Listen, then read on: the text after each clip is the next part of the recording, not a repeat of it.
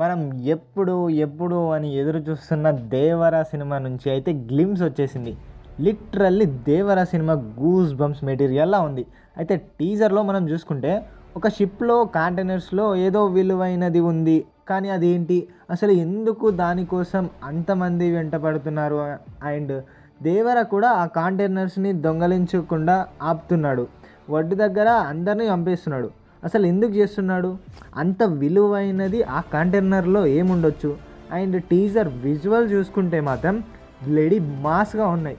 Literally movie కోసం నాలో ఒక యాంగ్జైటీని నింపింది. నిజంగా రీసెంట్గా కళ్యాణ్ రామ్ గారు చెప్పినట్టు విజువల్స్ మాత్రం గేమ్ ఆఫ్ థ్రోన్స్ రేంజ్లో ఉన్నాయి. అండ్ ఆ విజువల్స్ టెక్స్చర్ చూసుకున్నా కూడా హాలీవుడ్ విజువల్స్ టచ్ ఉంది. గ్లిమ్స్లో మాత్రం దేవరాలో బాగానే డైలాగ్స్ ఉన్నట్టు ప్లాన్ చేసినట్టు నాకు అనిపిస్తుంది. గ్లిమ్స్లో లాస్ట్లో ఒక డైలాగ్ కూడా ఉంది, సముద్రాన్ని వెతికితే చేపల కన్నా కత్తులు రక్తంతో ఉంది, అందుకే దీన్ని ఎర్ర సముద్రం అంటారేమో అనే డైలాగ్ ఉంది.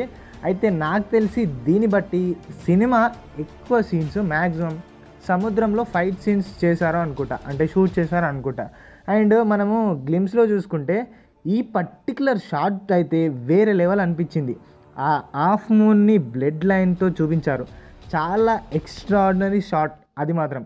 నాకు గ్లిమ్స్లో చూసాక ఎన్టీఆర్ ఒక సముద్రపు కాపరి ఉన్నట్టు అనిపించింది. అంటే ఆ ఎనిమీస్ని చంపడం అలా. రాజమౌళితో సినిమా చేశాక నెక్స్ట్ సినిమా ఫ్లాపే మిగులుతుంది హీరోకి అనే దాన్ని దేవర సినిమా బ్రేక్ చేసేలా ఉంది రియల్గా మాత్రం. ఆ తారకన్న ఫైట్ సీన్స్ అసలు మామూలుగా అస్సలు లేవు.